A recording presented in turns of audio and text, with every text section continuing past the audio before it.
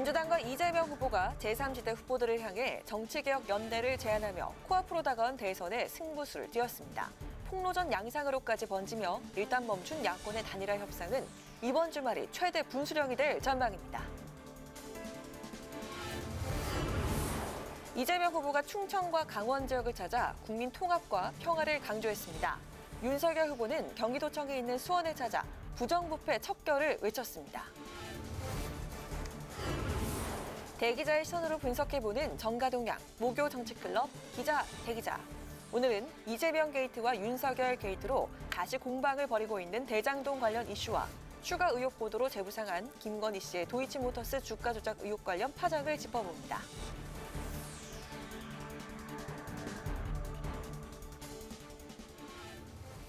여러분 안녕하십니까? 2월 24일 의정 종합뉴스 뉴스엔 시작하겠습니다. 더불어민주당 이재명, 국민의힘 윤석열 대선 후보가 팽팽한 접전을 벌이면서 13일밖에 남지 않은 대선 전국 여전히 안개 속입니다. 이런 가운데 야권 단일화가 흔들린 틈을 타 더불어민주당과 이재명 대선 후보가 제3지대 후보들에게 정치 연대 카드를 띄우면서 승부수를 던졌습니다. 첫 소식 태윤영 기자가 전해드립니다. 송영길 더불어민주당 대표가 긴급 기자회견을 통해 제3지대 대선 후보들에게 다당제 연합정치를 공식 제안했습니다. 기득권 정치, 승자독식 정치로는 국민들이 하나가 될 수 없다며 국민통합정부를 골자로 제시한 정치개혁안, 다당제 연합정치를 구현하기 위해 국회의원 연동형 비례대표제, 권역별 비례대표제 도입을 제안했습니다. 위성정당을 방지하는 연동형 비례대표제와 권역별 비례대표제, 지방선거에는 3인 이상 중대선거구제 등 비례성을 대폭 강화해서 세대, 성별, 계층, 지역 등 다양한 민심이 반영되는 선거제도를 만들겠습니다. 대통령 4년 중임제와 결선투표제 도입을 위한 개헌 카드도 꺼냈습니다. 특히 줄곧 이재명 후보가 강조한 국민통합정부를 실천하기 위해 여야 협의로 국무총리를 추천하고 총리의 인사제청 절차를 법률로 제도화하겠다고 약속했습니다. 이번 제안은 사실상 안철수, 심상정, 김동연 후보 등 제3지대 후보를 겨냥한 메시지로 정치권 안팎에선 정치교체를 고리로 한 이른바 민심 단일화 제안으로 해석됩니다. 이재명 후보도 정치개혁에 모든 정치 세력이 합의하자며 안철수, 심상정 후보에게 반윤석열 연대를 제안했습니다. 이분을 제외한 또 진짜 국가의 발전과 국민의 삶을 좀 개선하자고 하는 모든 정치 세력이 가능한 범위 내에서 협력하자. 제안을 접한 다른 대선 후보들은 뜨뜻미지근한 반응입니다. 안철수 국민의당 대선 후보는 민주당이 소신이 있으면 실행하면 되지 않겠냐며 냉소적인 반응을 보였고 국민의당 내에서도 연대 가능성엔 거리를 뒀습니다. 연대나 단일화하고 연결짓는 것은 저는 무리다 이렇게 보는 거죠. 심상정 정의당 대선 후보는 정치개혁 선거법을 바꿔놓고 배신한 건 민주당이라며 선고용이라고 일축했습니다. 선거용으로 쓰지 마시고 진짜 더불어민주당이 자신들이 표방했던 정치개혁의 그런 그 비전을 정말 그 책임감을 가지고. 김동연 새로운 물결 대선 후보 또한 선거를 앞두고 표를 얻기 위한 것으로 의심된다는 입장을 내놓으며 냉랭한 반응을 보였습니다. 이번 제안에 끼지 못한 국민의힘은 대선을 2주 앞두고 제안한 의도의 진정성이 의심된다며 대국민쇼, 정치 계약쇼라고 평가절하했습니다. 국회방송 태윤영입니다. 야권 단일화 상황도 짚어봅니다. 국민의힘과 국민의당 단일화 결렬 배경을 놓고 폭로전 양상까지 보였는데요. 안철수 후보는 시간이 지났다는 입장을 거듭 밝힌 반면 윤석열 후보 측은 여전히 가능성을 열어두고 있어 이번 주말 다시 협상이 재개될지 주목됩니다. 보도에 임채원 기자입니다. 다음 주 월요일 대선 투표용지 인쇄를 앞두고 이번 주말이 야권 단일화 협상의 분수령이 될 것으로 보입니다. 국민의힘은 국민의당 안철수 대선 후보 측과 협상의 여지가 남아있다며 단일화 불씨를 살리려는 모습을 보였습니다. 야권 통합 문제는 현재로서는 아까도 말씀드렸듯이 정권 교체가 국민의 절대 다수가 원하는 부분이고 야권 통합도 그 정권 교체를 위한 일이니만큼 우리 당은 그 부분에도 계속해서 노력할 것이다. 황교안 전 대표와 이인재 전 의원은 단일화를 위해 윤석열 후보가 안 후보에게 낮은 자세로 다가갈 것을 주문했습니다. 안철수 후보와 국민의당을 노골적으로 비판해온 이준석 국민의힘 대표에게는 단일화 불씨를 꺼버릴 수 있다며 자중을 요구하는 메시지도 나왔습니다.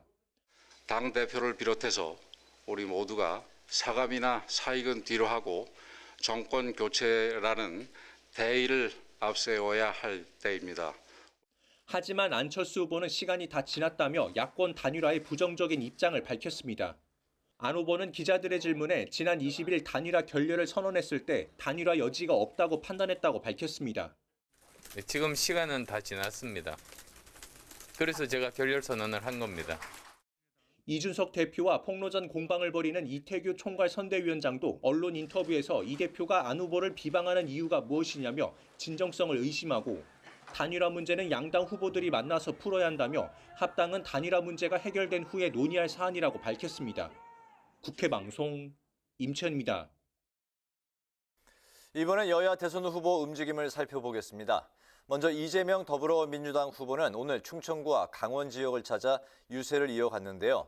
통합과 평화를 핵심 메시지로 유권자들의 지지를 호소했습니다. 이매련 기자가 취재했습니다. 충청에 사위를 내세운 이재명 더불어민주당 대선 후보가 통합의 정치를 하겠다고 약속하며 중원권 표심에 거듭 호소했습니다.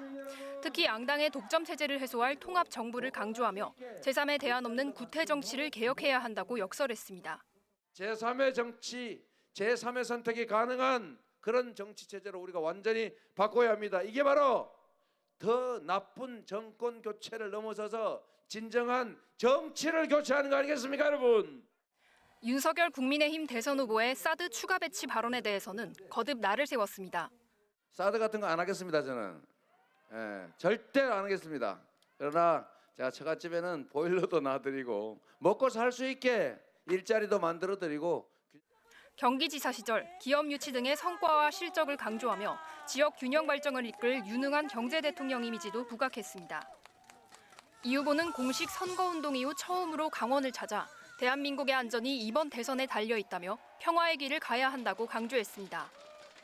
호남 지역 활성화를 위한 공약도 내놨는데 이 후보는 자신의 SNS에 무안국제공항을 아시아나항공의 거점 공항으로 육성하겠다고 약속했습니다. 국회 방송 이매련입니다. 국민의힘 윤석열 대선 후보는 오늘 하루 수도권 표심 잡기에 주력했습니다. 특히 경기도청이 있는 수원에서 이 후보의 경기지사 시절 의혹을 언급하며 부정부패와 타협 없이 맞서겠다고 강조했고 국민통합 정신도 내세웠습니다. 김동희 기자입니다. 이재명 후보의 텃밭인 경기도청 소재지 수원을 찾아 표심 잡기에 나선 국민의힘 윤석열 대선 후보. 팔달문 앞 유세에서 이 후보가 도지사를 지낸 지난 4년 동안 경기도민의 삶이 집값 폭등으로 어려워졌다며 이 후보와 현 정부를 함께 비판했습니다. 특히 이 후보의 대장동 개발 특혜 의혹을 거론하며 부정부패 척결을 약속했습니다. 부패 사범들을 20몇 년간 다뤄왔지만 이런 거는 공범이 많고 갈라먹은 사람들이 많기 때문에 다 이렇게 되는 것입니다. 헌법을 훼손하려는 세력에 대해서는 똑같이 타협 없이 강력하게 맞서겠습니다. 윤 후보는 정파를 가르지 않는 통합과 경제 발전을 내세우며 수도권 중도층의 지지를 호소했습니다. 자신을 향한 전직 여야 국회의장과 국회의원들의 지지선언 현장에도 참석해 통합 메시지에 힘을 실었습니다. 그러면서 이번 선거가 정파의 대결이 아닌 비상식과 물상식의 대결이라며 협치와 양보를 통한 국민 통합과 정권 교체를 강조했습니다. 자유민주주의와 시장경제의 원칙에 동의하시는 분들이라면 어떠한 정파, 지역, 계층 관계없이 전부 함께 가고 통합을 하겠습니다. 정의당 심상정 대선 후보는 전국철도노조와 공공운수노조, 보건의료산업노조와 정책협약을 맺고 서울 구로 디지털단지로 이동해 노동자 표심을 공략했고 국민의당 안철수 대선 후보는 당 중앙선거대책위원회에서 선거 전략을 논의하고 공식 일정을 마무리했습니다. 국회 방송 김동희입니다. 더불어민주당 이재명, 국민의힘 윤석열, 정의당 심상정, 국민의당 안철수 대선 후보가 내일 2차 법정 TV 토론에서 정치 분야를 주제로 맞붙습니다. 후보들은 권력구조 개편과 남북관계, 외교, 안보, 정책에 대한 사회자의 공통 질문에 답변한 뒤 자유토론도 이어갈 예정입니다. 특히 주도권 토론에선 이재명, 윤석열 후보가 대장동 개발 의혹과 김건희 씨 주가 조작 의혹 등을 놓고 치열한 공방을 벌일 것으로 예상됩니다. 이재명 후보의 통합정부론과 정치개혁안도 주제가 될 것으로 전망됩니다. 중앙선거관리위원회가 선거운동 현수막 문구 논란과 관련해 공직선거법 제90조가 조속히 개정되길 희망했습니다. 선관위는 최근 공정성 논란이 제기된 선거운동에 사용되는 현수막 문구 기준과 관련해 여야를 막론하고 공정하고 일관되게 적용하고 있다며 이같이 밝혔습니다.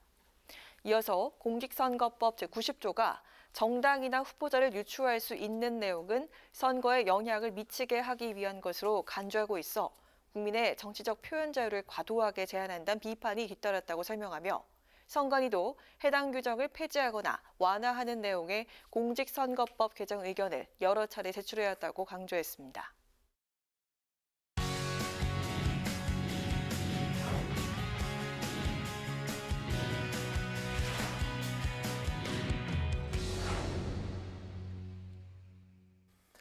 네, 오늘 이슈 분석 강민지 기자와 함께합니다. 강 기자 어서 오십시오. 안녕하세요. 네, 대선이 이제 2주도 채 남지 않았는데 이런 상황에서 야권 단일화가 이제 폭로전으로 시끄러운 상황인데요. 도대체 무슨 일이 있었던 건가요? 네, 국민의힘과 국민의당 사이에 있었던 물밑 접촉 내용이 폭로가 되면서 양측의 감정의 골이 더 깊어지고 있는 상황입니다. 네. 먼저 이준석 대표가 안철수 후보 진영 내부에 배신자가 있다. 안 후보 의사와는 관계없이 대선을 접도록 하겠다는 제안을 받았다고 발언을 한 게 발단이었는데요. 이태규 국민의당 선대위 본부장 곧바로 긴급 기자회견을 열어 이 대표가 지난 2월 초 안철수 후보의 단일화 제안 전 이미 합당 제안을 했다고 폭로한 겁니다. 윤석열 후보와 상의 없이 합당을 제안했고 또 종로나 부산 보궐선거 자리까지도 보장했다고 밝혔습니다. 이를 들은 이 대표 강원도를 들며 지원 유세 중이었는데 급상경에 국회에서 기자회견을 열었습니다. 이 대표 합당 제안 사실은 인정했지만 안 후보의 정치적 위상을 보장하기 위한 고민이 공개된 것 같다며 유감을 표했습니다. 또 합당은 당 영역이라면서 이 자신에게 권한이 있는 사안이라고 반박했는데요. 이번 폭로로 이 대표가 그동안 안 후보와의 단일화에 부정적 태도를 보이면서도 또 물밑에서는 합당을 제안하며 다른 모습을 보였다는 게 알려지며 논란이 되고 있는 상황입니다. 네, 이준석 대표는 그동안 이제 단일화에는 상당히 냉소적이었는데 이 물밑 합당 제안 어떻게 봐야 될지 한번 들어보겠고요. 그리고 국민의당도 물밑 이 협상 이야기를 꺼내기가 쉽지 않았을 것 같은데 그 이유가 있습니까? 네, 먼저 국민의힘으로서는 이 단일화 협상력을 높이는 동시에 이 단일화 이슈를 계속 끌고 가면서 컨벤션 효과를 고려한 것으로 보입니다. 네. 이 대표가 안 후보를 압박하면서 국민의당에 자극을 하고 또 한편으로는 윤 후보가 연대 제안을 하면서 역할 분담을 했다는 건데요. 이를 통해 협상력을 최대한 끌어올리려고 했던 것으로 해석이 됩니다. 또 국민의당으로서는 이번 발언 공개가 이 대표 발언에 대한 반박 성격도 있겠지만 또 여야 러브콜 속 몸값을 더 높이기 위한 카드였다는 평가가 나옵니다. 이 본부장이 이 대표와 2월 초 회동한 사실이 이미 언론에 공개됐었기 때문에 자신이 소위 배신자가 아니라는 점도 해명을 해야 했지만 이 대표가 윤 후보와 상의 없이 진행한 점을 강조하면서 이 자기 정치를 했다는 점을 최대한 부각하기 위한 행위였다는 해석입니다. 단일화 협상 재개 전 이 대표가 단일화 장애물임을 분명히 하며 이 대표를 단일화 논의에서 배제하라는 국민의힘에 대한 압박이라는 겁니다. 그리고 이제 국민의힘 당내에서도 이준석 대표 책임론 같은 쓴소리가 나오고 있다고요.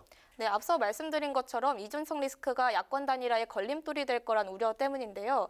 네, 오늘 권영세 선대위 본부장도 직접 대표를 언급하며 정권 교체를 위해 사익을 뒤로 하라고 공개 비판했습니다.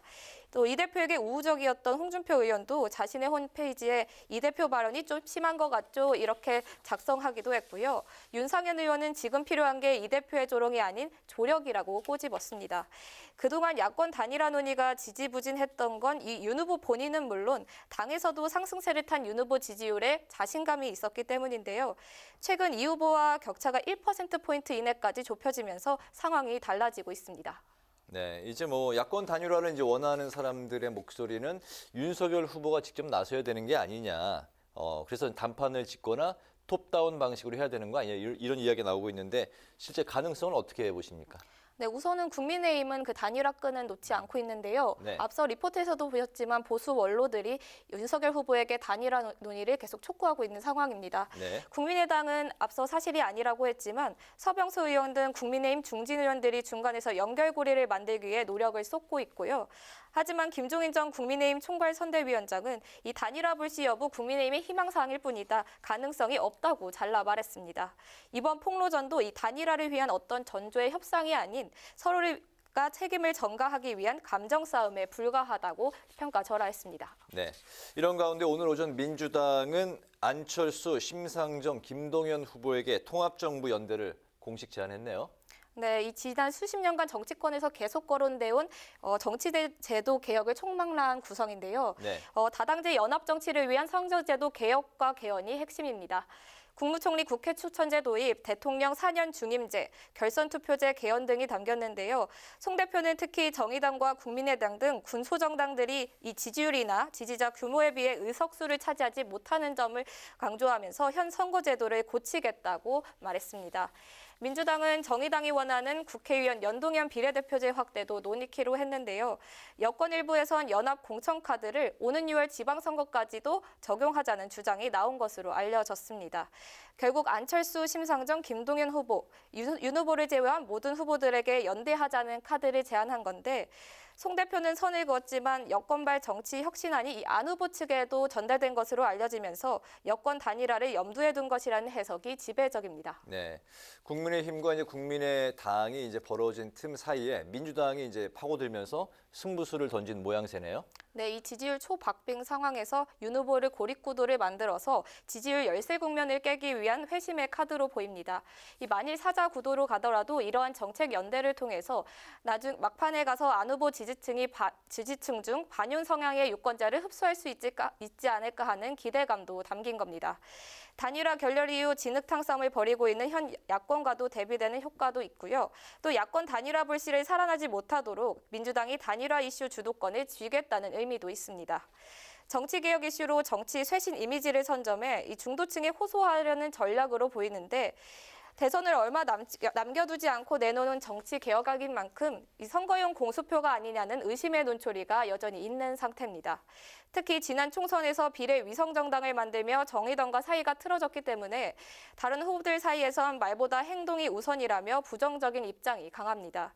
내일 있을 후보 정치 토론회에서 네 후보가 다시 한번 만나게 될 텐데요. 이 자리에서 이 후보가 이번 정치개혁안을 다시 한번 꺼내들 것으로 보입니다. 네, 이제 선거가 이제 13일 남았습니다. 단일화 논의 언제까지 계속할 수 있을까요? 네, 국민의힘에서도 거론을 했지만 이 투표용지 인쇄일 전인 이번 주말을 마지막 시한으로 보고 있습니다. 네. 이 야권 단일화 단판 관건으로는 안철수 후보가 주장하는 여론조사 방식의 경선 혹은 통합정부, 공동정부 수준의 파격 제안, 그리고 안 후보 조롱에 대한 이 대표와 사과가 꼽히고 있는데요. 인쇄일이 나흘밖에 남지 않았기 때문에 윤 후보가 이번 주말 직접 안 후보를 찾아가서 설득에 나설 것이라는 전망이 나오고 있습니다. 하지만 이때까지도 단일화가 진행되지 않으면 사전투표까지도 거론이 되고 있는데요. 이때는 단일화 효과가 적어지는 만큼 그 가능성은 낮게 보고 있는 상황입니다. 네, 사전투표까지 생각한다면 3월 3일까지가 되겠네요. 마지노선이. 네, 그렇습니다. 알겠습니다. 오늘 이슈 분석에서는 야권 단일화 그리고 민주당의 국민통합 승부수를 살펴봤습니다. 강민지 기자 수고했습니다.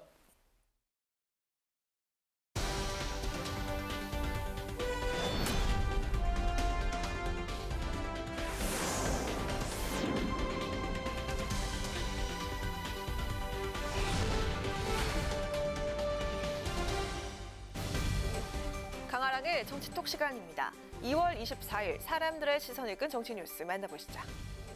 첫 번째 정치톡은 30만에서 100만 표차입니다.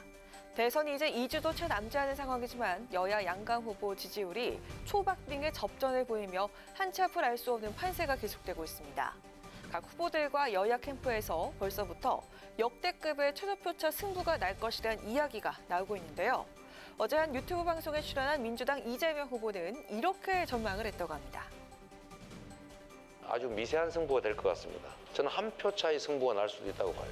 제가 보기에는 30만 표, 50만 표 이내 결판이 날 가능성이 매우 높습니다. 지든 이기든.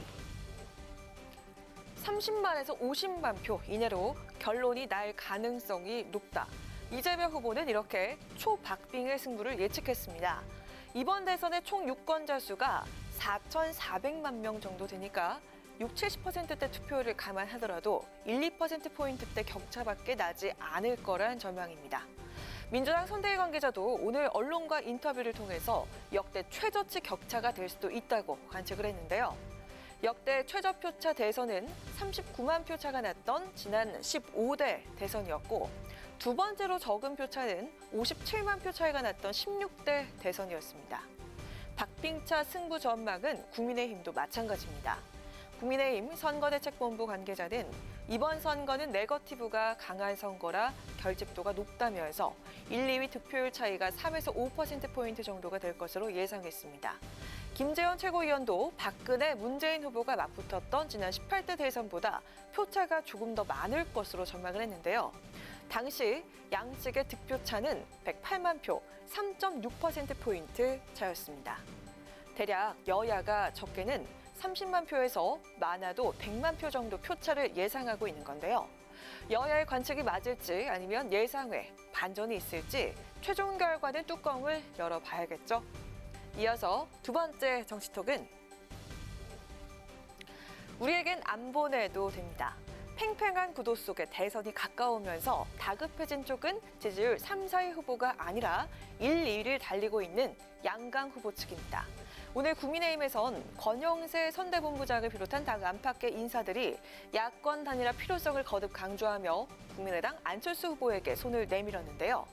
민주당도 이재명 후보와 송영길 대표가 통합정부를 위한 정치개혁을 제안하며 안 후보와 정의당 심상정 후보를 향한 공개 러브콜에 나섰습니다. 서로 우리와 손을 잡자는 얘긴데요. 정작 러브콜을 받은 당사자들의 반응을 시큰둥합니다. 오늘 아침 있었던 정의당 심상정 후보 이야기 잠시 들어보시죠. 저희한테 러브콜 안 보내셔도 되고요. 지금 이제 선거가 이제 다가오니까 결국은 이제 표 좀 합치자 이런 말씀처럼 들려요. 그런데 단일화는 기본적으로 힘센 정당이 작은 정당을 무릎 꿇리는 거거든요. 그거는 기본적으로 민주주의하고 양립할 수 없다고 생각하고 저희한테 무슨 같이 하자 그런 얘기 하실 필요도 없다. 단일화는 힘센 정당이 작은 정당을 무릎 꿇리는 것이다. 이렇게 반박한 심상정 후보. 자신은 이재명 후보나 윤석열 후보 편들어주러 나온 사람이 아니라면서 러브콜을 안 보내도 된다고 직격탄을 날렸습니다. 그러면서 민주당이 통합정부 구성을 위한 정치개혁 제안을 내놓은 데 대해선 환영한다면서도 우리가 먼저 추진해왔던 거니까 동의를 구하지 말고 차라리 국민의힘과 적극적인 합의를 도모해 나가는 게 좋겠다고 고집했습니다. 국민의당 안철수 후보와는 역시 회의적이긴 마찬가지인데요.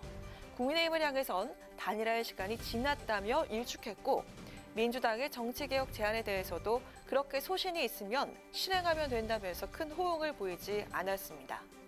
여야 양강 후보 측의 거듭된 제안에도 흔들림 없는 안철수 후보와 심상정 후보.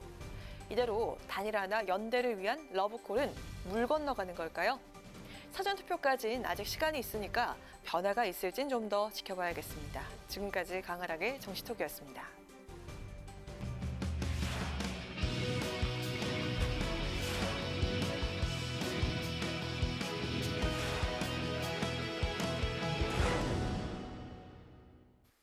네, 정치권 동향을 대기자의 시선으로 짚어보는 목요 정치클럽 기자 대기자 시간입니다. 오늘도 최병묵 전 TV조선 해설위원 그리고 박찬수 한겨레 신문 대기자 두 분과 함께하겠습니다. 어서 오십시오. 네, 어서 오세요. 네. 네, 본격적인 내용으로 들어가 보겠습니다. 오늘 함께 이야기 나눠볼 주제는 최 의원께서 발제해 오셨죠? 네, 이제 대선이 얼마 안 남았습니다. 네. 그런데 막판에 또 과거의 이슈들을 끄집어내서 이제 서로 그 양강 후보들이 맞붙었는데 그게 대장동과 주가 조작 의혹 이거거든요. 자, 이게 과연 대선의 화약고가 될 것인가 하는 부분을 다뤄보기로 했습니다. 네, 알겠습니다. 대선이 이제 정확히 13일 남았는데요. 대장동 이슈가 또다시 쟁점으로 떠올랐습니다. 이재명 후보, 윤석열 후보 서로 상대방이 범죄의 몸통이다 이렇게 이제 주장을 하면서 공격을 하고 있는데 기자 두 분께서 보시는 팩트와 해석 들어보도록 하겠습니다. 먼저 최 의원님. 그럼 잘 아시지만 이 대장동이라고 하는 이 개발 계획은요. 사실은 이재명 성남시장이 총 설계자도 뭐 본인이 인정한 부분도 있고요. 그런데 이제 일부의 뭐 곽상도 전 의원 아들이 뭐 거기서 50억을 받아갔다든가 뭐 이런 것 때문에 이제 아니면 옛날에 이제 대장동의 핵심 인물들이 부산저축은행에서 대출을 받았을 때 그 부분에 대한 수사를 뭐 미진하게 윤석열 당시 검사가 했다. 뭐 이런 것들 때문에 윤석열 게이트다 이렇게 이제 주장을 하고 있지만 저는 뭐 객관적으로 보면 이게 뭐 윤석열 게이트일 수는 없는 거고요. 다만 이재명 후보가 어디까지 책임을 져야 하느냐. 뭐 아마 이런 정도여서 과거에 보면 여론조사상으로도 이 대장동 문제에 관한 이재명 후보의 책임을 유권자들이 훨씬 더 많이 보고 있다 이렇게 생각을 하고요. 그러나 이게 이제 막판에 그러면 그 대선 판돈을 흔들 변수가 되겠느냐? 저는 뭐 그것까지는 아니라고 봅니다. 왜 그러냐면 이미 뭐 대장동 녹취록 얘기도 나오고 있지만 이미 대장동에 관해서는 작년 9월 달부터 여러 차례 끄집어냈던 공방전 중에 하나거든요. 거기에서 별로 새로운 내용이 나온 게 없어요. 그런 점에서 본다면 큰 변수는 되지 않겠다 이렇게 생각합니다. 네네. 어떻게 보십니까? 예, 뭐 제가 팩트를 말하자면 이건 이재명 게이트도 아니고 윤석열 게이트도 아니다. 그러니까 이재명 게이트라고 불리는 거는 어쨌든 그 대장동 주범들이 8천억 원의 그런 엄청난 수익을 얻었는데 결국 그거를 이재명 당시 그 지사, 그 성남시장이 용인했던 거 아니냐, 아니면 돈을 받고서 묵인하고 특혜를 준 거 아니냐라는 건데 이미 지난해 9월부터 5개월 동안 검찰 수사가 진행됐는데 이재명 후보 또는 그 측근에게 뭐 거액의 돈이 흘러들어갔다는 아무런 증거가 없거든요. 그러니까 이미 이재명 게이트라고 이거 볼 수는 없는 거고요. 그럼 윤석열 게이트냐? 이건 윤석열 게이트는 이제 막판에 워낙 이거 갖고서 계속 국민의힘이 공격을 하니까 민주당이 반격을 하는 건데 윤석열 게이트의 근거는 윤석열 후보 아버지 집을 이제 그 대장동 그 주범 누나가 사줬다라는 것 등인데 그것도 보면은 뭐 그게 윤석열 후보에게 뭐 이렇게 아주 뭐 거에게 특혜를 줬다라고 보기는 쉽지 않기 때문에 뭐 양쪽 모두 이렇게 게이트라는 건 이제 정치 공세지 사실은 뭐 팩트는 아니다. 다만 이제 문제가 있는 것은 저는 검찰 수사는 좀 문제가 있다고 봅니다. 지난해 9월부터 5개월 동안 검찰 수사했으면 정영학 그 녹취록에서 나온 여러 가지 그 논란이나 의혹들을 다 수사해갖고 좀 국민에게 소명을 했으면 될 텐데 그런 것들 좀 선별적으로 수사하고서 좀 덮어뒀던 게 아닌가. 그러다 보니까 결국 대선 때까지도 계속 논란이 되면서 문제가 되는 거 아닌가라는 생각을 합니다. 네, 여러 그 논란의 문제점들은 있지만 대선 전국에는 그렇게 크게 영향을 미치지는 않을 것이다. 두 분의 동감의 그 의견인 것 같습니다. 네. 그동안 대장동 의혹 핵심은 천화동인 1호의 실소유주라는 그분이 누구인가였는데요. 녹취록에서 그분으로 지목이 됐던 조재현 대법관 직접 기자회견을 자청해서 전혀 사실무근이다 이렇게 전면 부인을 했는데요. 이게 또 다른 실체가 있는 건지 궁금하거든요. 어떻게 보십니까? 예, 이제 그분이 누구냐? 이거는 어쨌든 국민의힘이 그동안 그분이 결국 이재명 그 후보 아니냐 그래갖고 많은 재미를 봤죠. 지난해 9월에 사실은 이재명 후보가 당내 경선에서 승리하면서 확 상승세로 이렇게 치고 올라올 수 있었는데 대장동 사건이 터지면서 그 상승세에 제동이 걸린 거거든요. 그러면서 지금까지도 어쨌든 이재명 후보가 고전하고 있는 주요 이유 중에 하나인데 그분을 이재명 후보라고 지칭함으로써 이미 국민의힘은 충분한 그 정치적인 이득을 본 겁니다.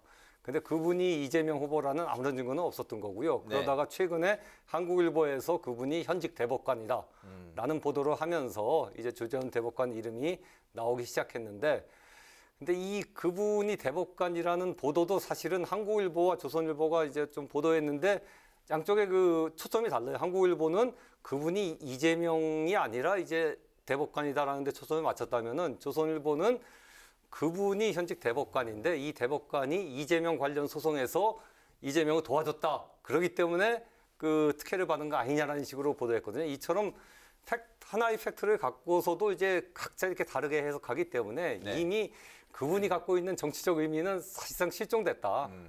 별 의미가 없다라고 저는 생각합니다. 그렇군요. 네. 근데 대장동 녹취록에 나오는 그분은요.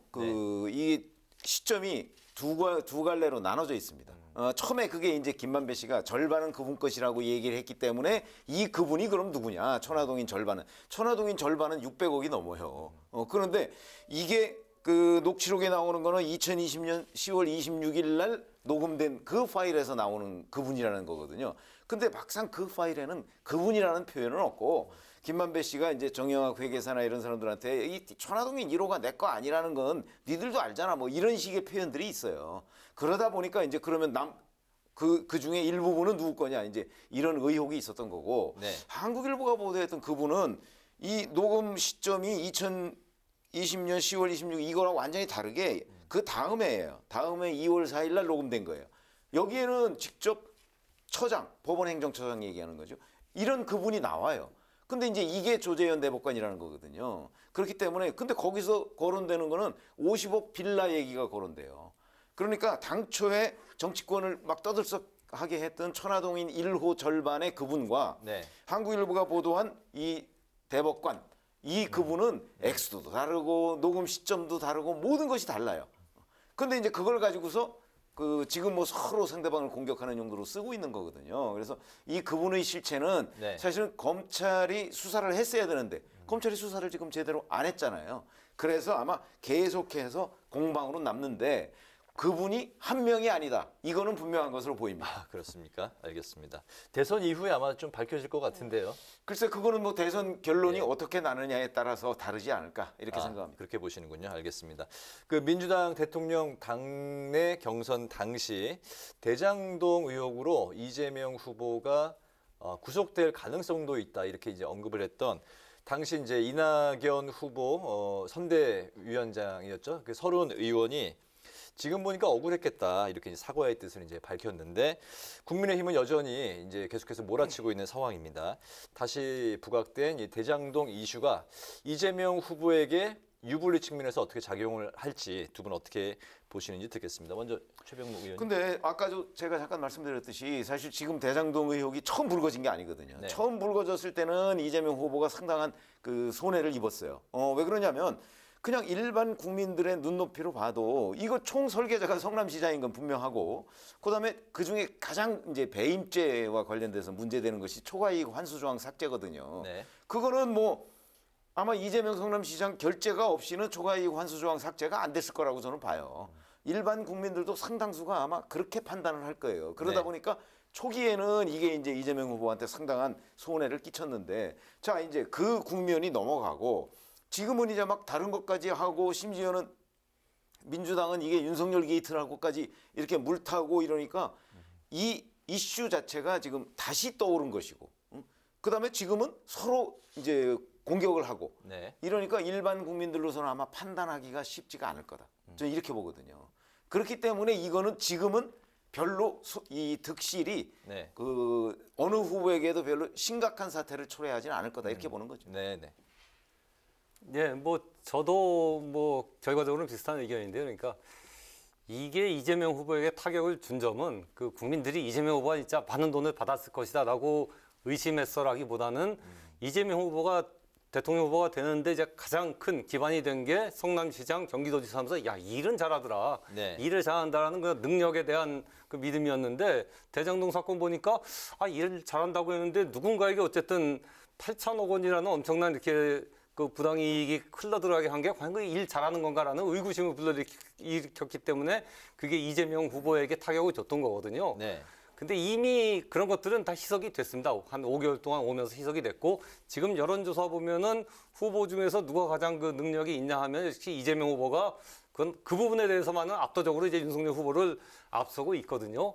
이런 상황에서 새로운 게 아니고 이제 대장동 이슈를 자꾸 이렇게 반복해갖고 국민의힘이 제기하는 거는 이제는 뭐 별 효용성이 없다. 오히려 선거 막판에 가면서 국민의힘의 이제 공격 포인트들이 사라지다 보니까 너무 이제 예전 것들을 다시 그 재반복하고 있고 이런 것들이 오히려 굉장히 좀 식상하게 그 유권자들에게는 받아들여질 수 있겠다라고 저는 봅니다. 네네. 자, 이 상황에서 친문 지지층이 결집할 가능성에 대해서 두 분은 어떻게 바라보시는지 간단히 좀 들어보겠습니다. 먼저 이 질문은 박찬수 기자님께서 먼저 말씀하실까요? 네. 저는 이 대장동으로 친문 지지층이 결집하기보다는요. 오늘 그 문재인 대통령이 군산 갔지 않습니까? 네.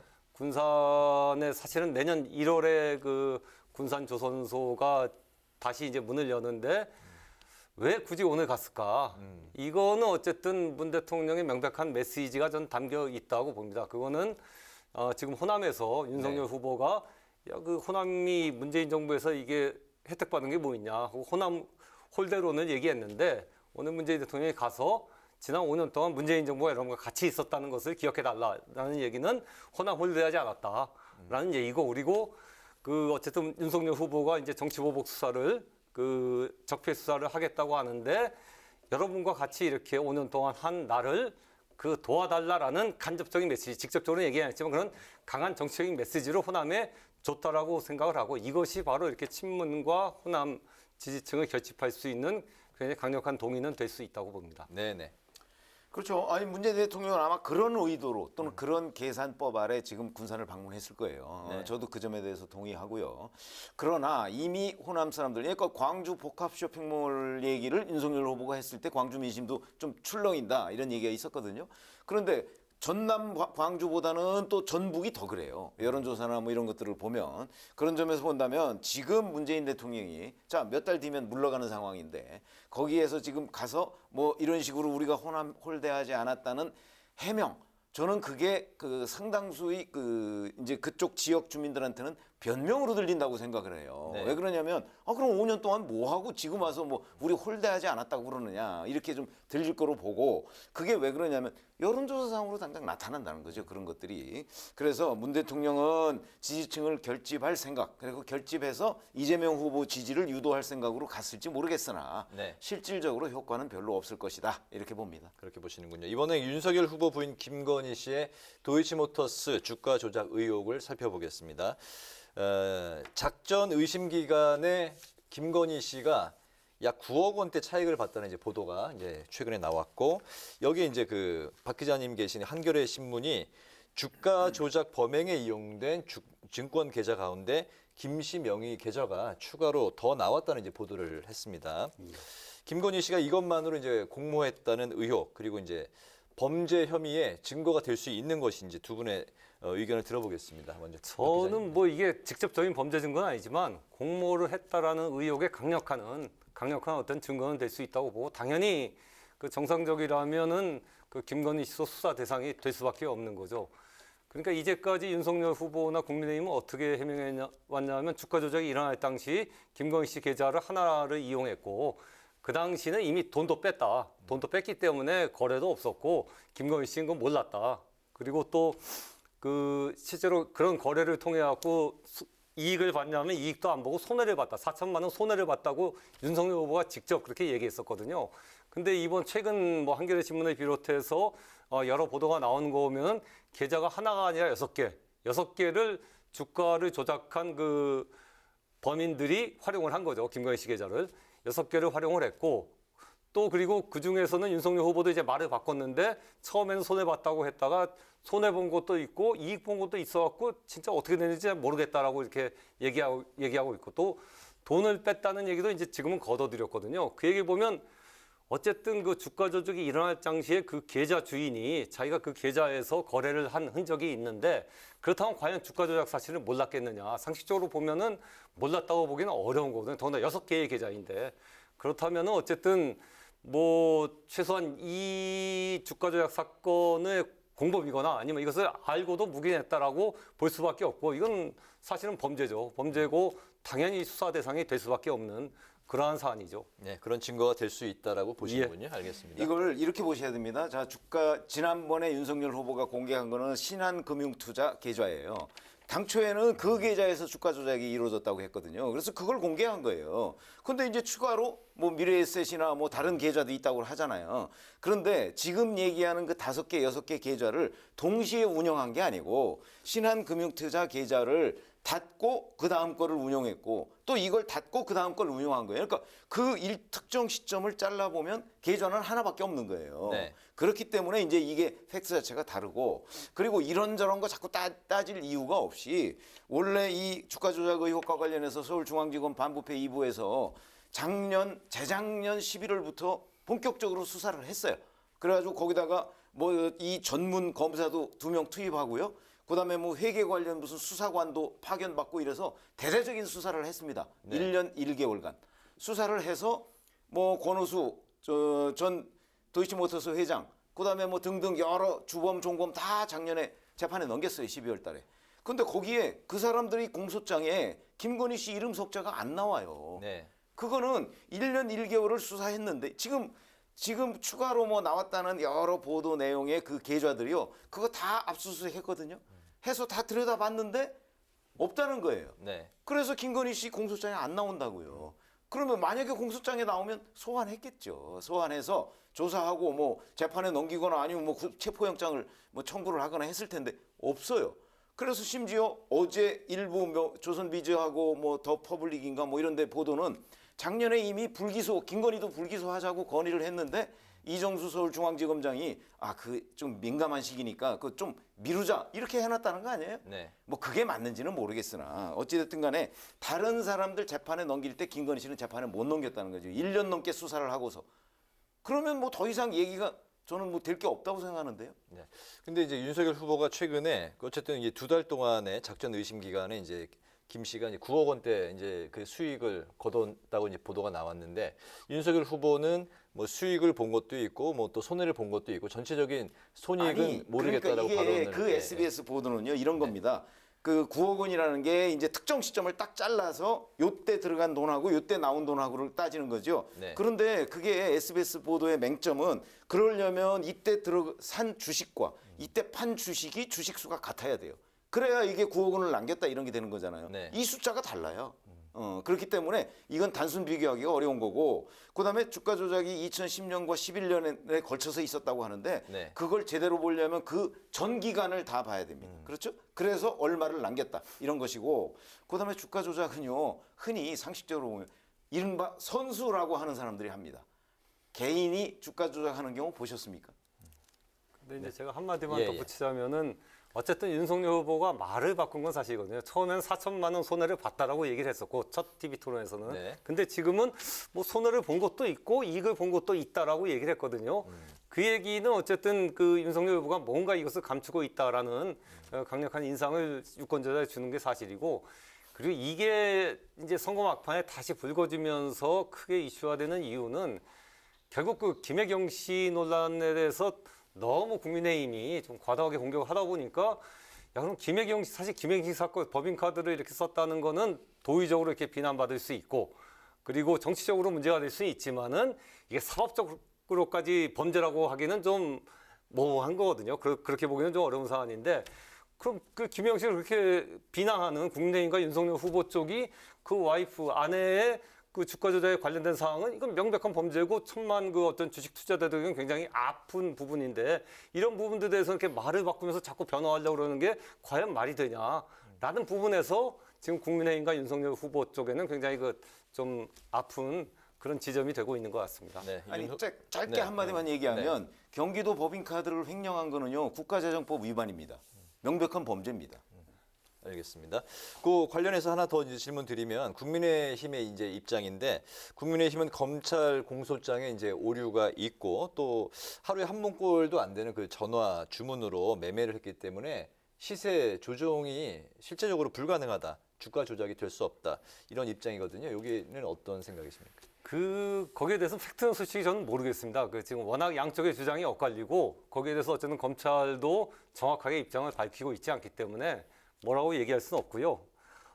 다만 어쨌든 이번 그 사안이 국민적인 의혹을 불러일으키는 건 피할 수 없고 결국 그 선거 막판에 어쨌든 정치적 공세에서 유권자들이 어떻게 판단을 할 것이냐라는 것이 중요할 것 같아요. 네. 아니 저도 아까 제가 말씀드렸지만 이 주가 조작은요 이른바 선수들이 하는 겁니다.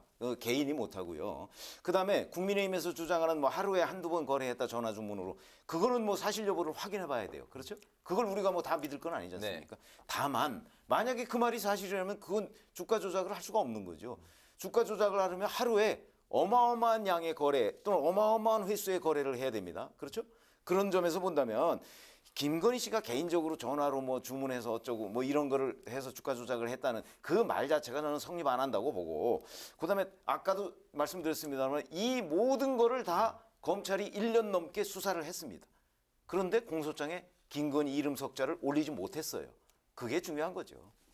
네, 또 민주당은 오늘 김건희 씨가 도이치모터스 외에 또 다른 작전주에도 투자를 했다는 의혹을 제기하면서 총공세에 나서고 있는 모양새고요. 또 윤석열 후보가 이 논란을 잘 넘길 수 있을지 그리고 선거 막판 대선 판세에 어떤 영향이 있을지 들어보도록 하겠습니다. 아니 그러니까 제가 자꾸 이제 말을 반복하게 되는데 검찰이 지금 이른바 박범계 법무부 장관의 고등학교 후배인 이정수 서울중앙지검장 지휘, 그다음에 윤석열 검찰총장 징계위원회 때 징계위에 간사를 했던 김태훈 법무부 검찰과장이 지금 저 서울중앙지검 4차장 검사로서 이걸 지휘하고 있잖아요. 이 사건을. 그러니까 그 사람들은 윤석열 후보한테 전혀 우호적인 사람들이 아니에요. 네. 그런 사람들이 1년 넘게 수사를 하고서도 지금 이런 걸 다 들여다봤는데 아무것도 못 잡아내고 지금 그 김건희 씨를 재판에 넘기지도 못하고 있는 상황인데 지금 뭐 추가적으로 의혹이 있습니다. 그거 검찰이 다 들여다봤다니까요. 없는 거죠. 그러나 이제 민주당에서는 계속 그걸 가지고 그냥 뭐가 있는 것처럼 공격을 벌이는 것에 불과하다 이렇게 생각합니다. 1년 넘게 검찰이 들여다봤지만 실제 나온 게 아무것도 없기 때문에 윤 후보에게 타격이 없을 것이다라고 말씀하셨어요. 그러니까 이 자체가 어떤 선거 막판의 판세를 흔든 메가톤급 이슈라고 저는 생각은 안 하고요. 뭐 민주당에서는 결국 김건희 씨 때문에 윤석열 후보는 떨어질 것이다라는 얘기도 하는데 그건 약간은 이제 과장되고 일종의 정치 공세죠. 다만 이제 이런 측면이 있을 겁니다.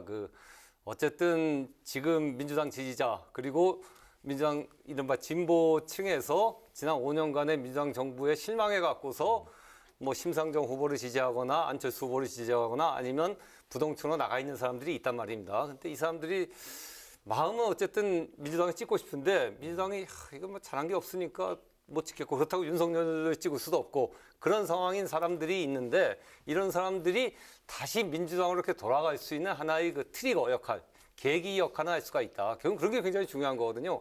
그러니까 비슷한 게 이제 2012년 대선 때 있었는데 2012년에 박근혜 후보와 문재인 후보가 붙었는데 선거 이틀 전에 갤럽 조사에서 1%까지 붙었습니다. 계속 박근혜 후보가 앞서다가 1%까지 붙었고 그중에 한두 개는 문재인 후보가 역전했다는 그런 여론조사가 나왔어요. 근데 막상 표를 까보니까 한 108만 표 아까 나왔습니다만 3.6% 차이로 벌어졌거든요. 왜 그랬을까 생각해보면은 어쨌든 이명박 정권 5년을 거치면서 보수 지지층에서도 야 이게 꼭 잘한 게 없으니까 박근혜 후보를 찍기 뭐 해갖고 이렇게 흩어져 있던 밖에 나가 있던 유권자들이 뭐를 계기로 잡았냐 하면 이정희 후보가 TV 토론에서 박근혜 후보를 세게 공격했거든요. 그거 보면서 야 저건 너무 공격하는 거 아니냐. 그걸 딱 트리거 잡아갖고 다시 박근혜 후보 지지층으로 결집한 거거든요. 마찬가지로 이번 사안이 진보층 그리고 민주당 지지층을 결집시키는 하나의 그 트리거 역할을 할 수 있겠다라는 그런 가능성은 충분히 있습니다. 알겠습니다. 네. 끝으로 여야 움직임 관련해서 한 가지 더 짚어볼 게 있습니다. 국민의힘 이준석 대표와 국민의당 이태규 총괄선대본부장의 폭로전이 잇따르면서 갈등의 골이 깊어지고 있는 가운데 권영세 선대본부장이 오늘 이 대표에 대한 공개 비판을 하고 나섰는데요. 또 민주당은 정치개혁안을 발표하면서 안 후보 그리고 심 후보에 대한 러브콜에 나섰습니다. 단일화 등 선거구도 변화 가능성 얼마나 있다고 보십니까? 그러니까 단일화가 가능하리라고는 그 가능성은 저는 그렇게 높지 않다고 보고요. 뭐 심상정 후보라든가 뭐 안철수 후보도 거기에서 부정적이기 때문에 실질적으로 그게 일어날 가능성은 별로 없지만 다만 이제 아까도 얘기했지만 안철수 후보나 심상정 후보를 지지하는 유권자들 중에서 야 저러면 이재명 찍어도 되는 거 아닌가라고서 조금은 이렇게 이재명 후보 쪽으로 이렇게 끌어들이기 위해서 그러니까 유권자를 일부라도 끌어들이기 위한 하나의 그런 포석이고 그 점에서 어쨌든 마이너스보다는 플러스 요소가 조금 더 많은 그러한 제안이다라고 이렇게 봅니다. 그렇죠. 제가 보기에도 뭐 아마 이재명 후보는 그런 판단으로 했을 텐데 사실은 지금 정의당이나 이런 데서 정의당은 특히 연동형 비례대표제에 대해서는 지금 뭐 거의 알러지 반응 아닌가요? 지난 총선 때 사실은 어찌 보면 정의당 입장에서 보면 한번 당했던 거 아닙니까? 그래서 아마 실질적인 그 효과는 없을 텐데 다만 전체적으로 보면 그냥 분위기를 조금 뭐 부드럽게 가져가는 정도의 의미 아닐까 이런 생각이 듭니다. 알겠습니다. 그럼 마지막으로 두 분의 한 줄 논평 듣고 마무리하겠습니다. 최 의원님 먼저 들어볼까요? 네, 아까 제가 이제 뭐 대장동 녹취록 얘기를 많이 하고요. 대장동 녹취록에 관련해서 여기저기가 이제 보도를 하고 있습니다. 언론 매체들이. 그리고 이재명 후보와 윤석열 후보는 서로 자기들한테 유리한 보도를 가지고서 좀 공방을 벌이고 있는데 사실 저도 대장동 녹취록의 일부분을 제가 입수를 했어요. 그래서 이렇게 살펴봤더니 그게 서로 달라요, 입수한 게.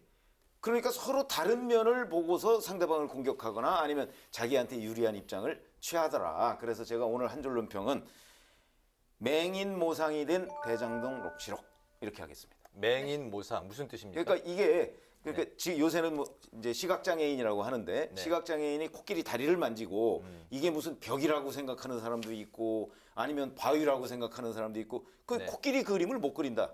그러니까 큰 판을 못 본다 이런 뜻입니다. 알겠습니다.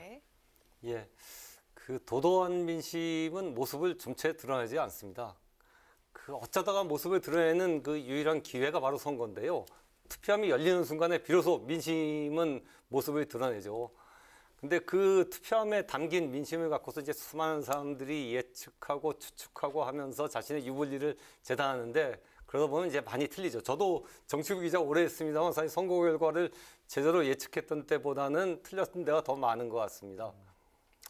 근데 어쨌든 지금 투표함에 민심은 들어있는데 이 민심을 누가 아냐? 저는 하늘을 안다고 봅니다. 왜? 민심은 천심이니까 하늘은 이 투표함에 담긴 민심을 알고 있고 진의사 대천명이라고 후보들은 열심히 노력하고 이제 하늘의 뜻을 기다려야죠. 그 점에서 저는 오늘의 한 줄 논평을 대통령은 하늘이 내린다로 하겠습니다. 알겠습니다. 오늘 목요 정치클럽 기자 대기자에서는 다시 뜨거운 공방을 벌이고 있는 대장동 관련 이슈 그리고 김건희 씨 주가 조작 의혹을 중심으로 살펴봤습니다. 지금까지 최병묵 전 TV조선 해설위원, 박찬수 한겨레신문 대기자 두 분과 함께했습니다. 오늘 말씀 고맙습니다. 잘 들었습니다. 네, 추위가 조금씩 풀리면서 중부지방에 내려졌던 한파특보가 대부분 해제됐습니다. 내일은 평년 기온이 크게 웃돌면서 포근해지겠는데요. 대신 대기 정체가 이어지며 국외에서 미세먼지까지 날아들겠습니다. 중부지방을 중심으로 대기질이 탁하겠습니다. 네, 오늘 뉴스에는 여기서 마치겠습니다. 시청해주신 여러분 고맙습니다.